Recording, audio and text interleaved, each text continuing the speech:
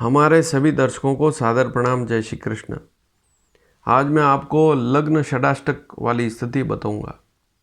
जैसे आपने राशियों का षडाष्टक योग देखा है, वैसे ही लग्न षडाष्टक योग को भी अवश्य देखें। और यदि कुंडली मिलान कर रहे हैं तो लग्न को अवश्य देखें, प्रथम भाव को अवश्य देखें। एक कुंडली ऐसी होगी जो आपके लिए अशुभ होगी, बस उसी का पता करना है आपको अपनी लग्न कुंडली से। तो आज आप पूरा वीडियो देखेंगे तो इस विषय को समझ पाएंगे। राशियों की मित्रता मैं पूर्व में बता चुका हूँ।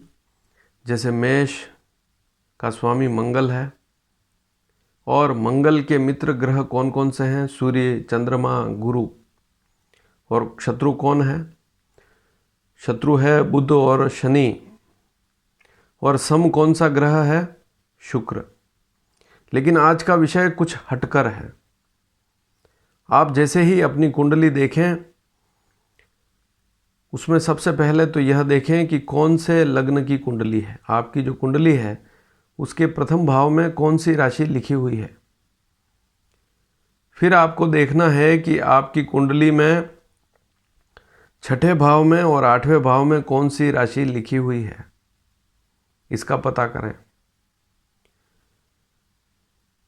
जो राशि आपकी कुंडली में छठे भाव में लिखी हुई है और जो राशि आठवें भाव में लिखी हुई है, उन दोनों राशियों को आप नोट कर लें, किसी पेज के ऊपर लिख लें।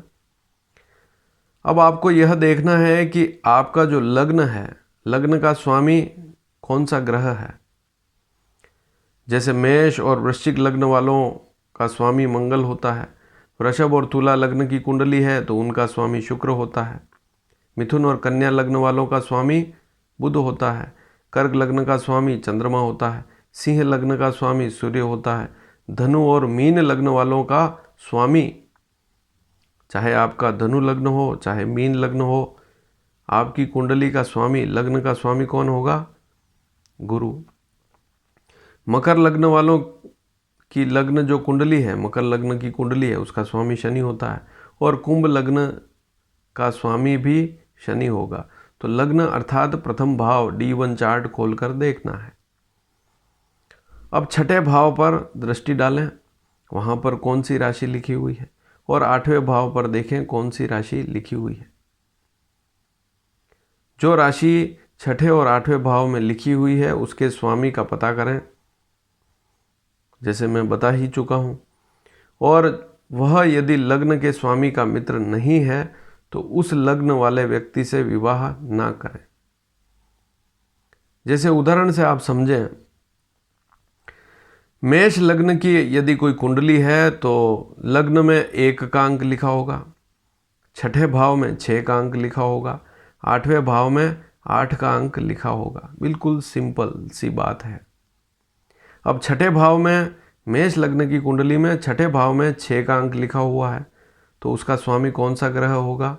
बुध। छठे भाव का स्वामी कौन है? बुध। और आठवें भाव का स्वामी कौन है? मंगल। तो ये दोनों ही लग्न निकल कर आए आपके सामने। लेकिन आप किससे विवाह ना करें? कन्या लग्न वालों से विवाह ना करें, क्योंकि कन्या लग्न का स्वामी बुध ग्रह है और बुध मंगल का शत्रु है। और आठवें भाव में यदि वृश्चिक राशि है और लग्न का स्वामी, लग्न में मेष राशि लिखी हुई है तो लग्न का स्वामी मंगल ही है, आठवें भाव का स्वामी भी मंगल ही है।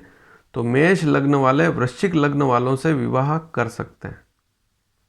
लेकिन कन्या लग्न वालों से यदि विवाह करना है तो सोच समझ कर करें।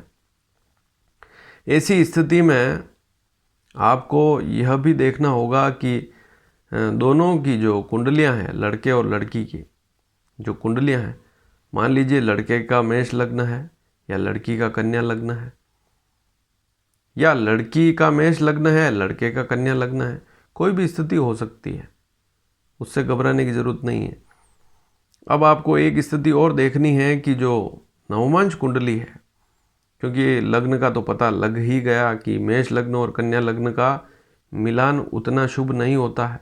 लग्न कुंडली की बात हो रही है, राशि की बात आज नहीं कर रहा हूं। तो नवमांश कुंडली भी देखें दोनों की, और नवमांश कुंडलियों को देखकर यह पता लगाएं कि उन दोनों कुंडलियों में प्रथम भाव में क्या अंक लिखा हुआ है। यदि उनमें मित्रता है तब विवाह किया जा सकता है, लेकिन दोनों नवमांश कुंडलियों के स्वामियों की भी आपस में शत्रुता है तो विवाह ना करें। अब मान लीजिए एक उदाहरण और समझ लीजिए आप, जैसे धनु लग्न की कुंडली है, लग्न में 9 का अंक लिखा हुआ है। ऐसी स्थिति में छठे भाव में कौन सा अंक लिखा हुआ होगा? 2 का अंक। 9, 10, 11, 12, 1, 2।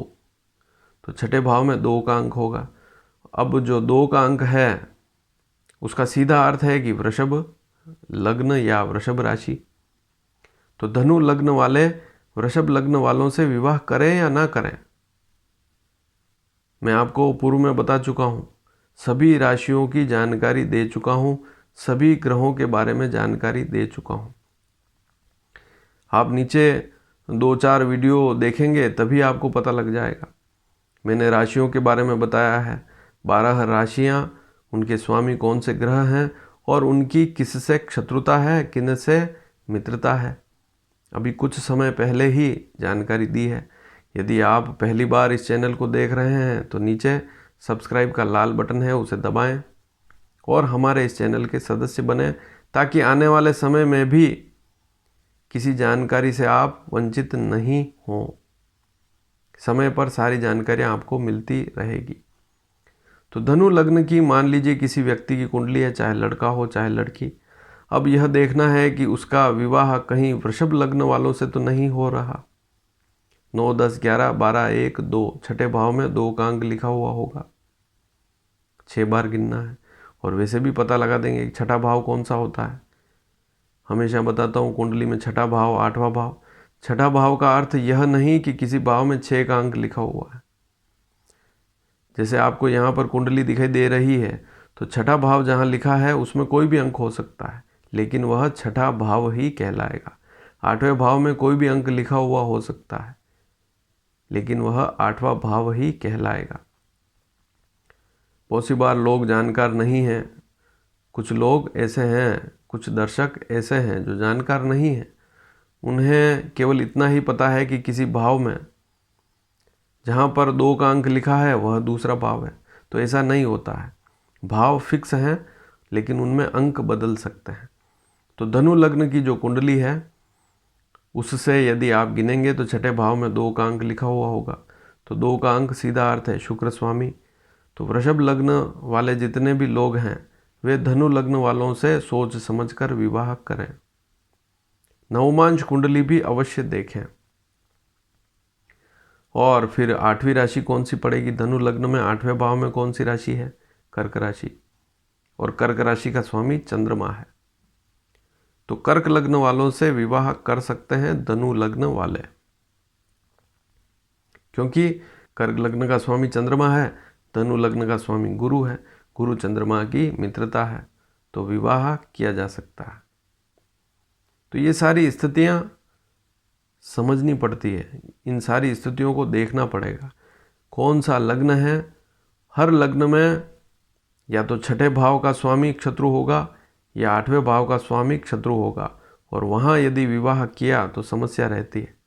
अब इसमें क्या होता है, आपका जो लग्न है